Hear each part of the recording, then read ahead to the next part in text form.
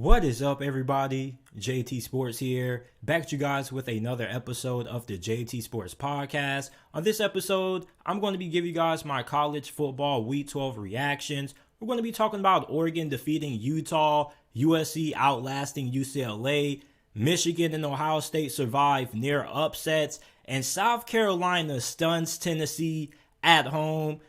We're going to talk about it, but before we do, if this is your first time listening to the JT Sports Podcast, welcome. I appreciate you for tuning in. Make sure that you follow me on all of my social media platforms. You can follow me on Twitter at JT Sports __ and on Instagram at JT Sports _. If you're listening to this episode on YouTube, leave a like, subscribe to the channel. Also, make sure that you check out the JT Sports Podcast. Every single video and episode that is uploaded on the YouTube channel is available on all podcasting platforms: Apple, Google, Spotify, Amazon, wherever you get your podcast from. The JT Sports Podcast is available. I would greatly appreciate it if you guys go ahead, rate us 5 stars, and share the podcast with a friend or family member. Help spread the word of JT Sports, man, because we're trying to grow. We're trying to get to 20K. So if you're a fan of the channel, you like the content that we're pushing out, make sure that you guys go ahead, rate the podcast 5 stars. Go ahead, check out the JT Sports Podcast. Oregon defeated Utah 20-17.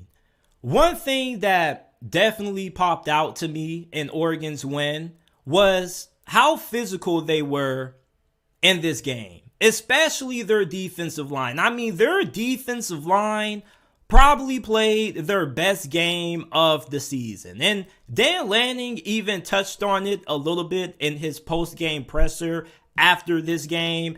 Oregon's defense was really good when it came to getting penetration behind the line. Tavion Thomas, I mean, he had a pretty slow night. They held him in check. He had 19 carries for 55 rushing yards, and he averaged less than 3 yards per tote.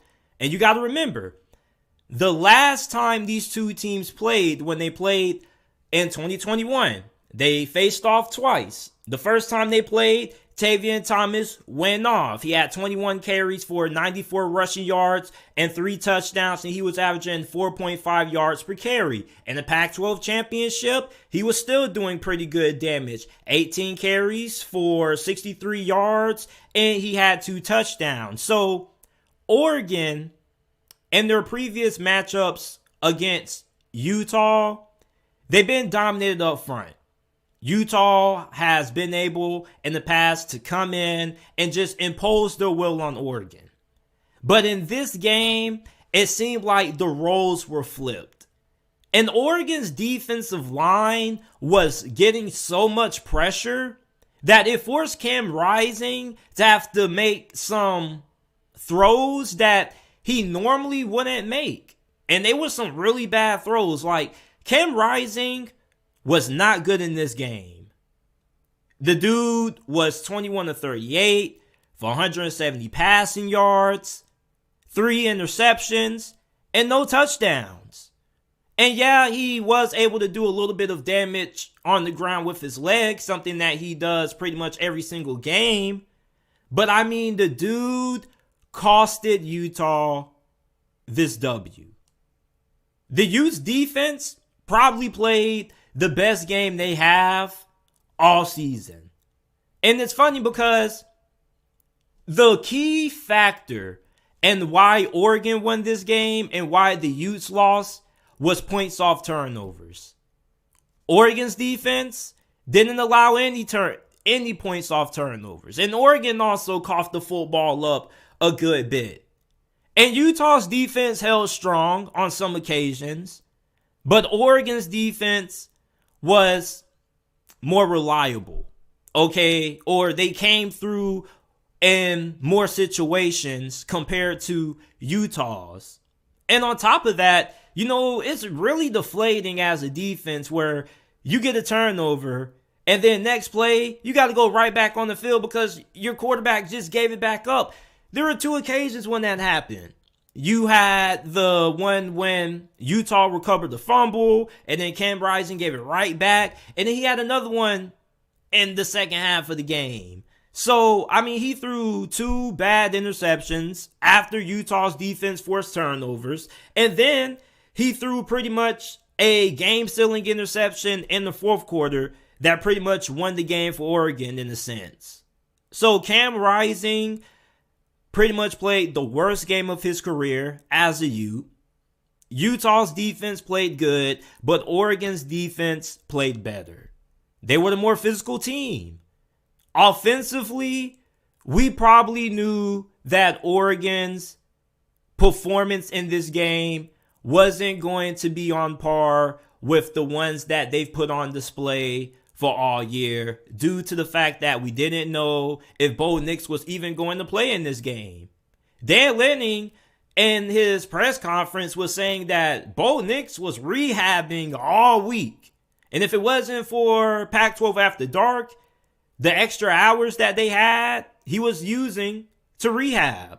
So Bo Nix had to go through a lot to even be able to play in this game. And he wasn't fully 100%, so his mobility wasn't there.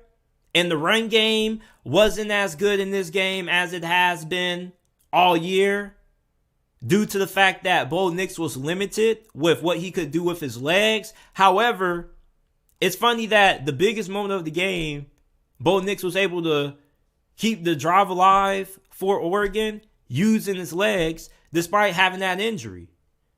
And it's a true, I think that when you think of Bo Nix this season for Oregon, I definitely think that this team has rallied behind him.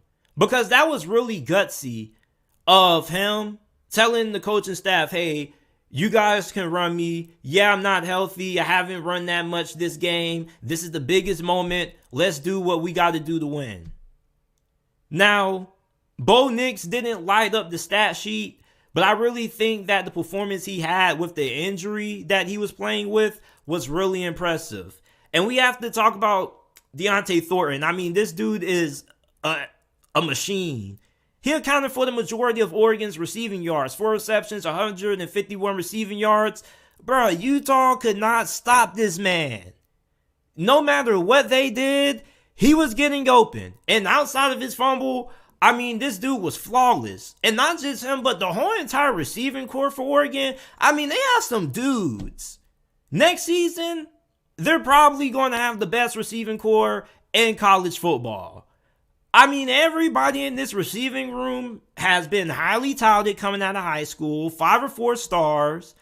And not only that, but they can run. They have guys who were running track. Some really fast time. So for Bo Nix, yeah, this offense wasn't as explosive, but at the same time, they still did have hell of big plays when they needed them. And Deontay Thornton was a big part of that. But Oregon almost lost this game because Utah played good enough to win. Utah, I don't think is overrated. I just think that in one possession games, they've came up small. And this was another good example of that. But Oregon, coming after halftime, they tried to do like a wide receiver reverse toss. And they did it with their backup quarterback, Ty Thompson. And you would think, okay, they bring Ty Thompson out. They're probably going to run the football. Understandable, because Bo Nix kind of limited. You don't want to run him that much, risk further injury. But they didn't run Ty Thompson. They just ran the attempted reverse, whatever it was, and it failed. And it was like, bruh, what the hell were they thinking? And then Lanning even said after the game, they learned from that. You feel me? That definitely could have costed them. But it's like, man. I mean, for Utah, you should have won this game. And Dan Lanning knows that they walked away with one. You feel me? But at the end of the day, Oregon is still the winner. We have to give them credit where credit is due. This defense played their best game of the season. There was a reporter that asked Dan Lanning, did the responsibilities of the defense change? Did he have a little bit more of a say? Was he more involved in the play calling? He just said that it was an overall good team effort.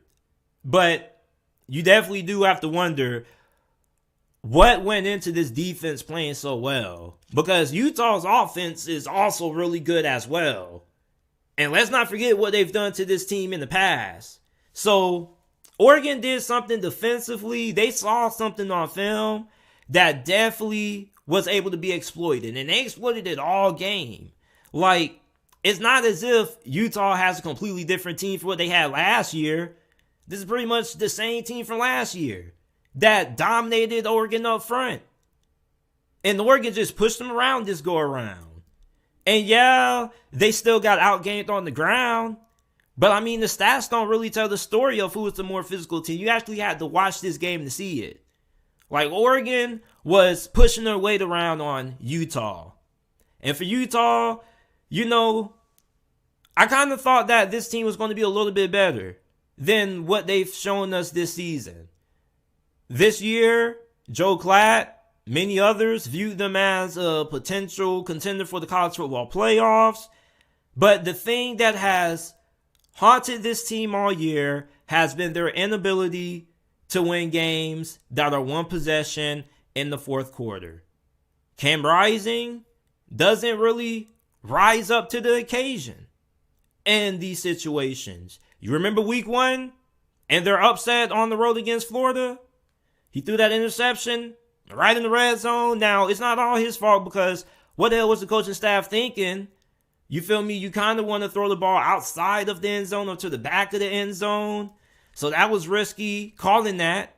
But at the same time, he still made the throw, so I got to hold him responsible. Then we also can't forget about the USC game. Like, there's been too many occasions where Utah has just been unable to finish games out in crunch time. And this was another example of that. So Oregon improves to 9-2. They clinched their spot in the Pac-12 Championship game. Let me know what you guys think about Oregon's win over Utah and how you guys feel about the Utes moving forward. Now, before we move on, if you are listening to this on pod, if you haven't already, make sure that you go ahead, leave a 5-star review on the podcast. Greatly helps us out.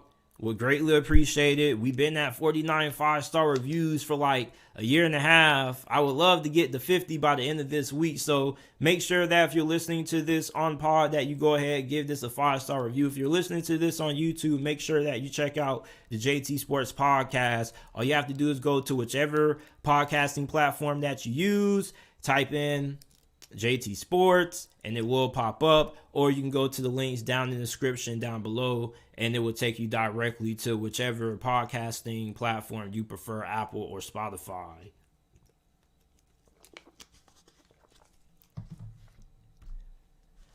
USC beats UCLA 48-45. Now, there were a lot of Bruins fans after the game on social media going absolutely crazy on Chip Kelly for the defense. And it pretty much seems like many UCLA fans are trying to pin this loss on the defense. And I really don't understand it. Like, the defense played good enough for UCLA to win. The defense gave UCLA the ball to end this game. Something that if you're Chip Kelly and Dorian Thompson-Robinson, you want. You want to have the game in your hands. You want to have the opportunity to drive down the field and beat your rival. However, what did Dorian Thompson-Robinson do? He wasn't able to deliver. He had 4 turnovers in this game. But yeah, we want to try to put all of the blame on the defense. We know that Chip Kelly's defenses aren't good. We know that UCLA has to win shootouts to win. However, the defense isn't the main cause for why they lost this game. The defense gave the Bruins an opportunity to win, which is all you can ask for. And not only that, but let's not forget that there was one point where UCLA was up 14-0 to start this game. Dorian Thompson-Robinson gave us the DTR experience. You know, I have a question for UCLA fans and USC fans. What do you guys think is going to be his legacy once he moves on from Bruins football? Because I think of Dorian Thompson Robinson as a really good player who at times can be a little reckless. And at times, he can cost you games. Sometimes you don't even want to trust him to throw the football. And in this game, we got the full experience of the DTR roller coaster. I mean, the dude had a good game, but a bad game. That's really the best way I can put it. 23 of 38, 309 passing yards, 4 touchdowns, but 3 interceptions. He also had 81 rushing yards and 2 touchdowns. But he also had a fumble. So it's like, the dude played good. He put UCLA in position to win this game. But he also put UCLA in position to lose this game. He had 2 interceptions right before halftime. Imagine if he didn't have those interceptions, UCLA, they score, they go up double digits going into the half. And then you can run the ball with Zach Charbonnet, control time possession. You see, the game plan to beating UCLA has been the same throughout DTR's tenure. Stop the run, keep DTR in the pocket, force him to beat you through the air, and there you go.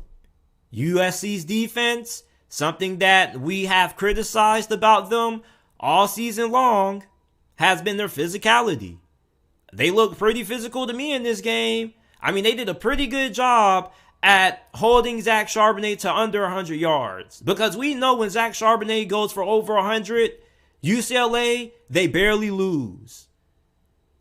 And they were able to put the Bruins into third and long situations on a good amount of occasions. And that's how they were able to, force Dorian DTR to make mistakes. And I really don't understand the 2 interceptions before halftime. Like, bruh, you got to understand the situation. One of those interceptions, the second one he threw, is just awful. It's just really disappointing if you're UCLA. Because you came really close to winning this game. And, many Bruins fans, and we're going to talk about USC. I know you guys are like, when the fuck are you going to talk about us? I got you. UCLA fans are really irritated with Chip Kelly. Okay? They understand what he's done the last 2 seasons. This program is moving in a pretty good direction. However, you see Lincoln Riley comes in and only 1 season surpasses anything that Chip Kelly has done during his time as a head coach for UCLA. Like, you want to be that team that's going to the Pac-12 Championship. You want to be that team that's competing for the college football playoffs. But however, Chip Kelly seems to kind of be holding you back because of his inability to recruit. And that definitely was on display in this game. I don't feel like USC was the overwhelming better team. But I definitely see defensively, UCLA is lacking key talent in positions that you need to have talent at. And Chip Kelly hasn't really done a good job at recruiting. And that's something that UCLA fans are really frustrated with. UCLA fans are just frustrated that you see your rival across the street from you having so much success and you're asking yourself, why not us? Don't we have the same resources? Don't we have similar situations? I mean, why can't we have this success? So I understand the frustration from UCLA fans about this loss. Like, I don't think Bruins fans are expecting to make it to the college football playoffs. But however, you would like to taste a little bit of the success that USC has tasted for over the past, 2 decades? Now, you look at this win from USC's perspective. I mean, Caleb Williams is insane, dog. I really can't believe I thought he was overrated. And I'm glad I'm somebody who actually doesn't listen to the opinions of people in the national media and I actually go and I try to form my own opinion, because there were a lot of people who kind of made it seem like Caleb Williams was overrated. He didn't have a great arm. He was a solid player, but not as good as what a lot of people were making him out to be. Bruh, Caleb Williams is a dog. He's like a more athletic and stronger version of Russell Wilson. He's like everything that Russell Wilson is, but better in a sense. And I'm not trying to be disrespectful to anything that Russell Wilson has done, but if you had to ask me a comparison for Caleb Williams, that's what it is. This dude can make every single throw, especially when he gets outside the pocket. This is where he is so dangerous. 32 of 43, over 400 yards passing, 2 touchdowns. He did have an interception, but he made up for it. And he had 33 rushing yards and a touchdown. Austin Jones, bruh, we was talking about the loss of USC losing their star running back and die, but yet everybody seemed to kind of forget that USC does have a lot of pretty talented guys in the running back room. So Austin Jones comes out 21 carries for 120 rushing yards and 2 touchdowns. Yeah, that kind of catches you by surprise. Because oftentimes when USC has been having success on the ground, it's been with die. But Austin Jones came out there and this dude was a tank. He was a tank. UCLA could not stop him.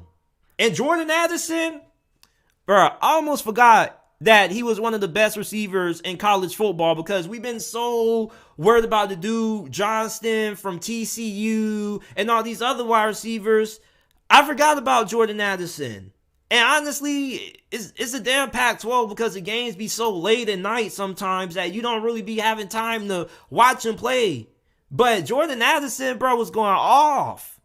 11 catches, 178 receiving yards, 16.2 yards per reception in the touch. He had one play where Lincoln Riley, I believe, put him in the backfield.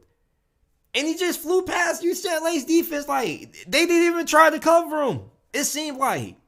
I mean, maybe they tried, but it didn't look like they was trying to me with how easy he scored. Like, USC's offense, I'm not going to say it took them a while. However, they didn't get out to as fast as a start as UCLA's offense did. But once this offense really got going, they got going. And UCLA had no answers for them. And plus, you had the Dorian, Thompson, Robinson turnovers. That didn't help. So, I mean, USC, even though they are the better team, you know, UCLA left a lot of points on the field. And these turnovers, if they only had one, I definitely think UCLA probably wins this game. Because UCLA had all the momentum at one point. And even when USC was able to get that field goal before halftime, thanks to the DTR gifts, you still felt pretty confident about UCLA's ability to win the game because UCLA's offense was moving the ball down the field. The issue was just taking care of it. So you always had the feeling that this game was going to come down to whoever had the ball last and whoever was able to get the most turnovers. USC did that. Plus, they got one that pretty much sealed the game. And for all you USC fans who feel like, man, even if UCLA didn't have all those turnovers, we still would have won, bruh. UCLA had 3 turnovers, and still had the opportunity to win the game at the end. That tells you everything you need to know. You see, if USC was just an overwhelming better team than UCLA, UCLA would have had those 3 turnovers and they would have been sent to the gulag because they would have been down by 3 possessions already and the game pretty much would have been wraps. So I think that UCLA, their defense, I think is getting a little bit too much criticism. And the offense, I mean, we're just not going to talk about DTR's 4 turnovers. Come on, bruh. Like, I understand this is the last time we're going to see him play. He had a really good career at UCLA. And I think he's probably one of the better quarterbacks that the Bruins have had. But I mean, bruh, Come on. He costed UCLA this game. And there's really people that's defending his performance. Like, I'm not saying he played bad, but he didn't help win the game. As a matter of fact, he was a detriment to UCLA at times with all these turnovers. So USC's defense, I got to give them a lot of kudos. I mean, the defense may not be good statistically, and we may have concerns about how this defense will hold up if they make it to the playoffs, or even how they're going to hold up against Notre Dame or Oregon in the Pac-12 Championship. But this defense, what they've done all season, they've been able to get key stops in big moments, and that's all you can ask for. Coming up in big situations, the Trojans improve. They're going to the Pac-12 Championship. UCLA, they suffer their third loss of the season. Michigan and Ohio State survive upset Saturday, boy, because there were hell of upsets. And I was watching that Michigan-Illinois game on the edge of my seat because I have a homeboy of mine who plays cornerback for Illinois. So I was rooting for them to win. I wasn't expecting them to be in this game. I thought that Michigan was going to cover that point spread. However, this game initially looked like Michigan was going to run away with it because Michigan scored a touchdown on their opening possession. I was just like, dog, here we go. But then Illinois' defense, they did a really good job at containing Michigan's offense, especially when Blake Corum got injured. Oh my goodness. You talk about a team that had to will themselves to a win. Michigan had to pull themselves up to win this one. And you look at Ohio State's win against Maryland, even though it was by a bigger margin, they also had to dig deep to win that game also. But Michigan, they had to dig deeper because the passing game, once Blake Corum went down, didn't look good. And even when Blake Corum was on the field, this offense was still struggling. J.J. McCarthy, this wasn't a good performance from him. And I definitely have huge concerns about how this passing game is going to look against Ohio State secondary. Although this was an Ohio State secondary that was getting shredded by Maryland and Taulia Tagovailoa and those receivers. But I mean, Illinois secondary is really good. And remind you that they had a couple of guys who weren't even playing who were key pieces of this secondary throughout this season.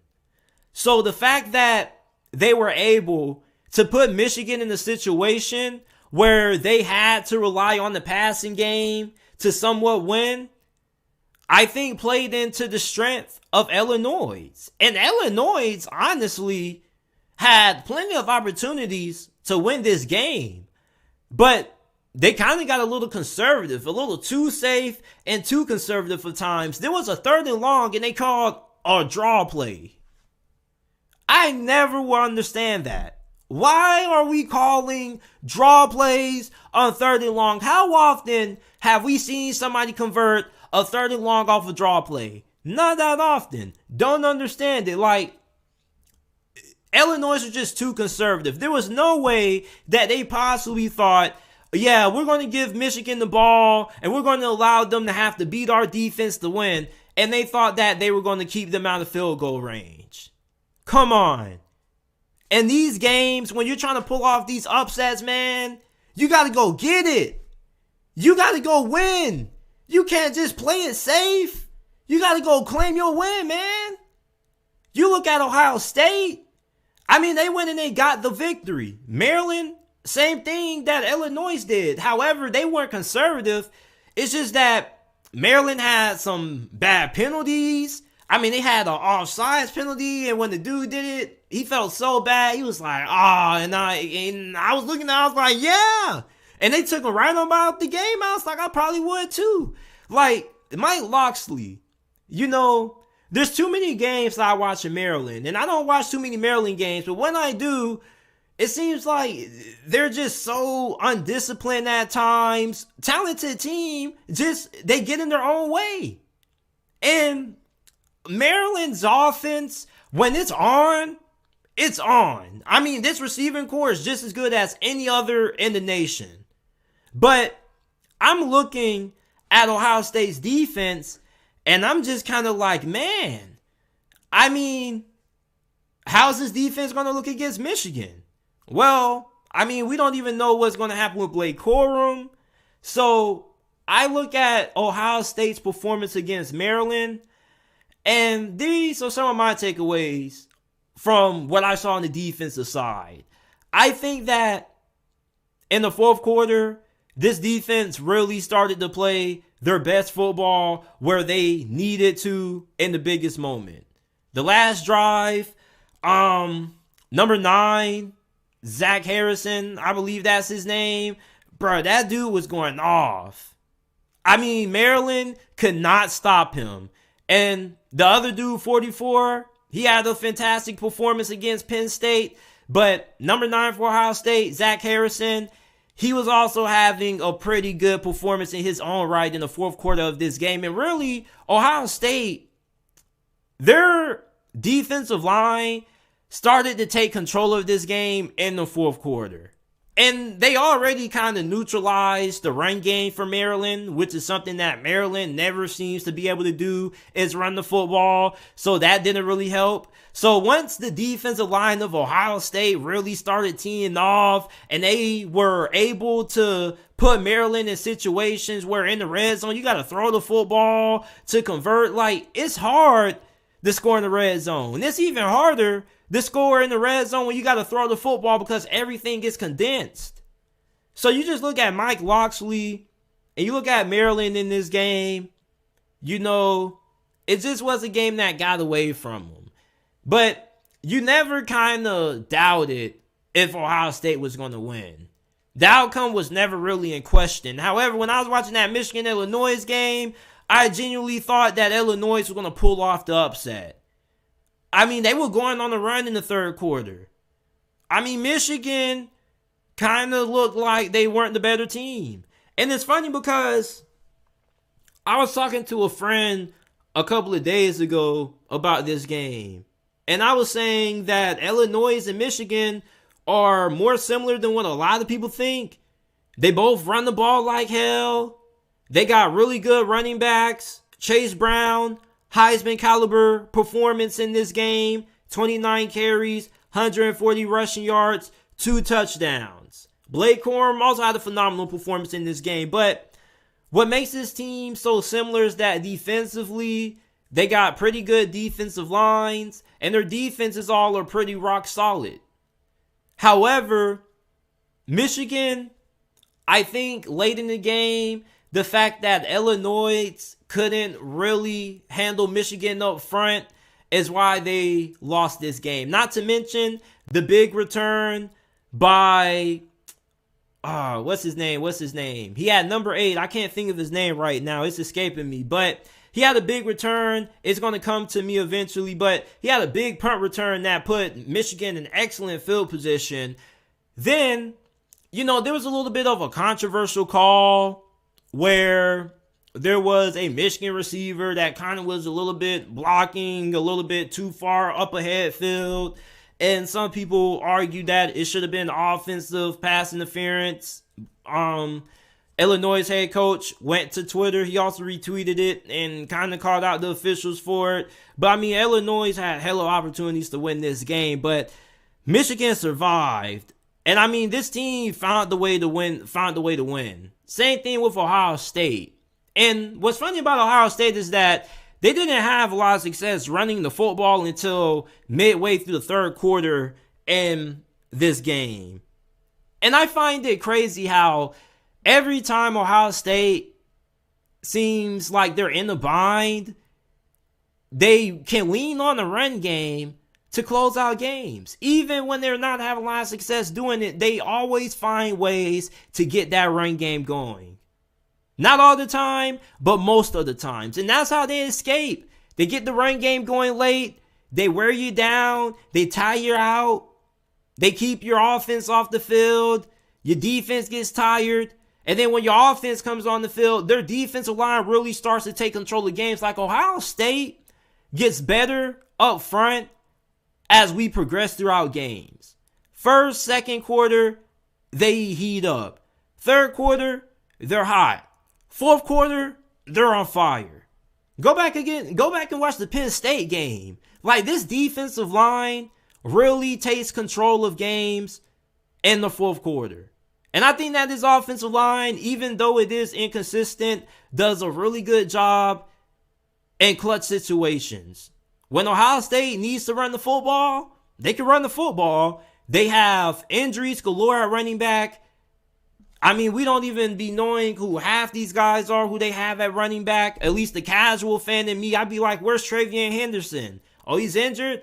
Damn, okay. Where's the other guy that they just had? Myron something. Oh, he's injured too? What's who's this guy? Well, it doesn't really matter. I mean, they just find ways to have success running the football late in games. So Michigan and Ohio State survived near upsets. I mean, I'm more concerned about Michigan than I am Ohio State, simply for the fact that Blake Corum is the heart and soul of that team. And I mean, J.J. McCarthy, we're really just counting on his potential at this point. We're just waiting to see him put it all together. And it kind of seems like we've been waiting all season for J.J. McCarthy to have that game and to have those moments. And we've seen flashes, but we still haven't really seen that game out of J.J. McCarthy. And against Ohio State coming up, if Blake Corum isn't able to go, J.J. McCarthy, he's going to have to carry this team on his back, and he's going to have to be able to will Michigan to a win. Now, Michigan's defense is going to buy him some stops. I mean, their defense was pretty good in this game up to the most part. I just think that with them having to be on the field for so many plays because the offense was going 3 and out and not really having a lot of success for most of the afternoon, their defense started to get a little bit tired. But overall, they were able to find a way to pull off the win in the end. And I think that Michigan is really good at finding different ways to win. You know, they can win with special teams. I got to look up who the dude was who made that return, because I know you guys are going. Ronnie Bell, that's his name. Ronnie Bell, that's his name. Ronnie Bell had a huge punt return that put Michigan in really good field position. And I think for Michigan, when you compare them to Ohio State, I think Ohio State is a more talented football team on the offensive side, but defensively, I think that Michigan has a lot more depth on the defensive line, and I like their secondary a little bit more. However, Michigan also has way more different ways to win compared to Ohio State. I mean, like, yeah, we talk about, you know, J.J. McCarthy's performance in this game against Illinois, but at the same time, he has shown the ability to have success throwing the football downfield. It's just that it hasn't been consistent. So I think that Michigan has a lot of different ways to win. However, Ohio State, they're just a powerhouse. It's just so hard to keep them down. So let me know what you guys think about Michigan and Ohio State surviving scares. I mean, this was upset Saturday. Definitely lived up to his name. We had a hell of upsets. And we got to talk about another upset. One that really, really hurt me. South Carolina upset the Vols. I mean, this game was a bloodbath for Tennessee fans. You gave up 63 points to a South Carolina offense that struggled all season. Spencer Rattler, I got to give it up to you. The man of the hour, Spencer Rattler. For the first time, it seems like ever, Spencer Rattler finally had a game where he lived up to all the potential that we all talk about in the offseason. But throughout this season, we haven't really seen it at all. Well, we definitely saw it in this game. 30 of 37, 438 passing yards, school record, 6 touchdowns in this game. The Rattler struck. The Rattlers struck in this game. Tennessee, their cornerbacks were awful. And I definitely hope that these were not the same cornerbacks that Tennessee were giving out those McDonald's bags to a couple of years ago, because if they are, definitely money that was not well spent. And Josh Heupel needs to go in the transfer portal, and he needs to offer every single top-level cornerback that's out there to improve this secondary, because they need not just more talent, but they need a lot of depth. Because if you're going to run the fastest offense in college football, you know that your defense is automatically going to be at a disadvantage in every single game. So you know that you're going to need elite depth at corner. I don't understand why it seems like Tennessee's offense, doesn't try to somewhat help out the defense when they see the defense struggling. Their solution is we're just going to outscore them, and maybe their defense ends up getting a stop or two. But I don't think Tennessee did a really good job at recognizing, hey, our defense is struggling. Maybe we should try to change our offensive approach a little bit. Now, Tennessee's offense did start out really slow in this game, and South Carolina's defense did their job. However, there were definitely opportunities where Tennessee's offense definitely could have got sparked up and they could have got going. However, it's just that I think that Tennessee just doesn't play enough complementary football. And yes, it is okay to have the fastest offense in college football. However, I do think that you can tone it down a little bit. Some things we tend to overindulge in. There's a reason why it's bad to have too much of anything, right? Too much money, too much food, too much of anything is bad for you, because you tend to overindulge in it. And when you overindulge in it, you tend to over-rely on it. And when it comes to this offense and Josh Heupel, it seems like they're kind of overindulging in this doggone tempo. Like, can you slow it down a little bit and help out your defense? Like, what's the point of going super fast if you're just going to end up going 3 and out? What's the point of going super fast if you realize that your defense is struggling and your defense needs a little bit of a break? So, for Tennessee, man, this defense got absolutely exposed. And I was really surprised because, it's not as if Tennessee's defense has been this bad all this season. This was the same Tennessee defense that shut down Kentucky's offense. And I understand that Kentucky's offense isn't anything to write home about. But this was the same Tennessee defense that shut down LSU's offense. I mean, I don't know what has happened to this defense over the last couple of weeks. I don't know if they're still having a little bit of PTSD from what happened against Georgia. But I mean, this defense was really bad. And everybody talks about Tennessee's secondary being one of the worst when it comes to pass yards per game allowed. But I mean, this is a pretty good team when it comes to being able to get pressure on the quarterback. And they are pretty good against the run. So, I mean, in this game, you would have thought that some adjustments would have been made. And then you kind of would have thought that they would have been able to get a turnover or two. But nah. I mean, Spencer Rattler was as flawless can be in this game. He was looking like Jesus on the football field. And then Hendon Hooker. This hurt me, man.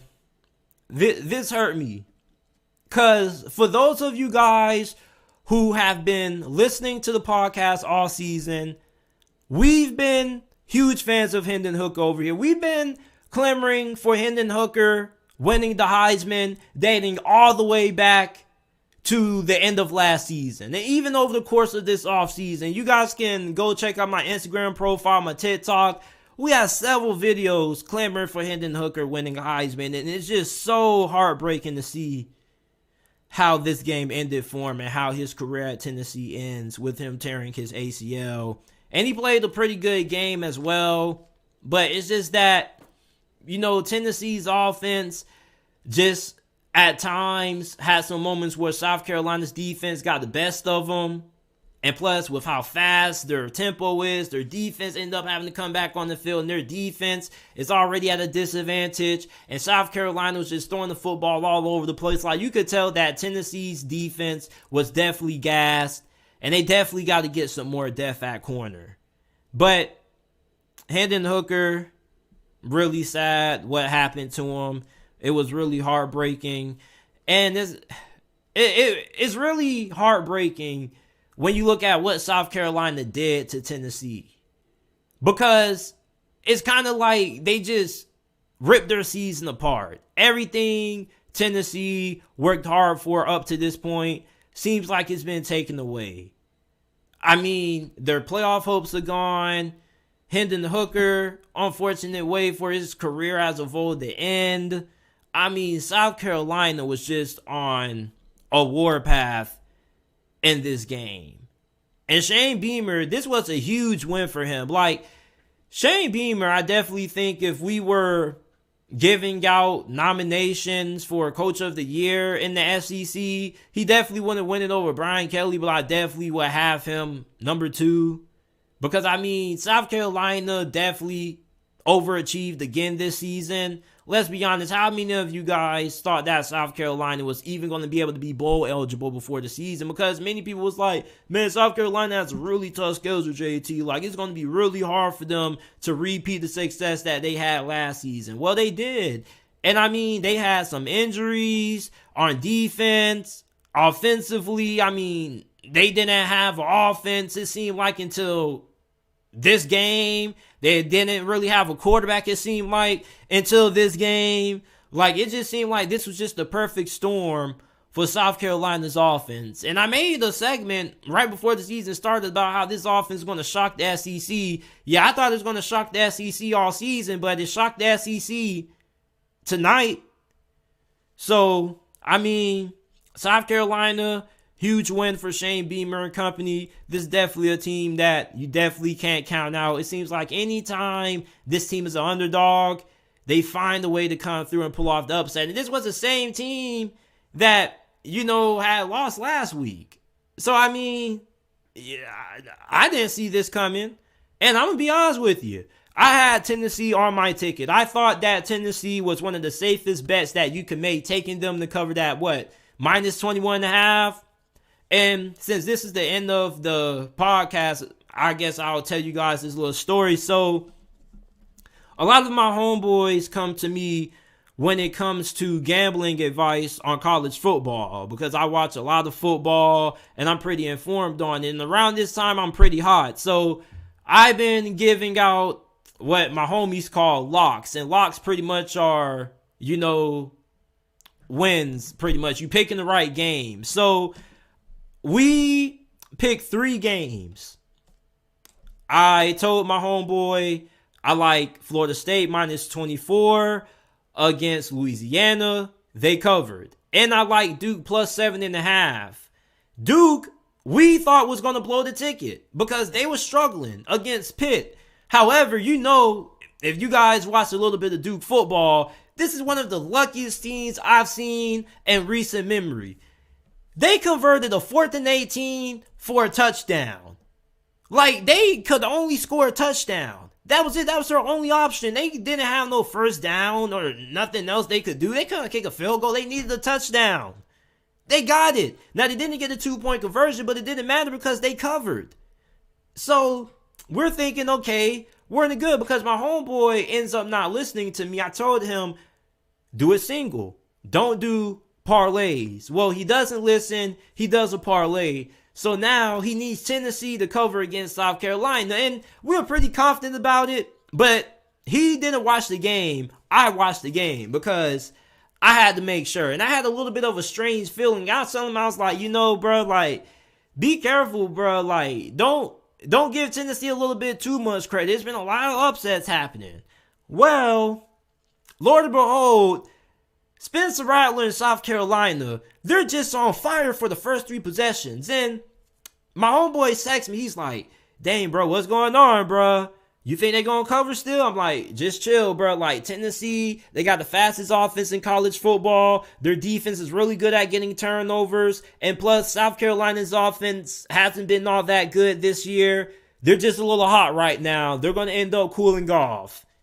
They never cooled off. I mean, right now, South Carolina probably just scored another touchdown on Tennessee's defense as we speak. And I mean, this offense was just going off. I mean, the scoreboard was blinking. Blink, blink, blink, blink, blink. Spencer Rattler had a fantastic performance in this game. And you know, for Tennessee, you kind of thought, or you had the feeling that you were going to slip up eventually. You know, you kind of didn't believe it because of how dominant you've been, but it kind of was a feeling that you kind of felt all along, just a little bit suppressed. But you know, this is still a really good season for Tennessee. No, I don't think they're overrated. Their over-under win total was only, 7-8 wins? They're probably going to end up going to a New Year's Six bowl game if they can take care of business against Vanderbilt.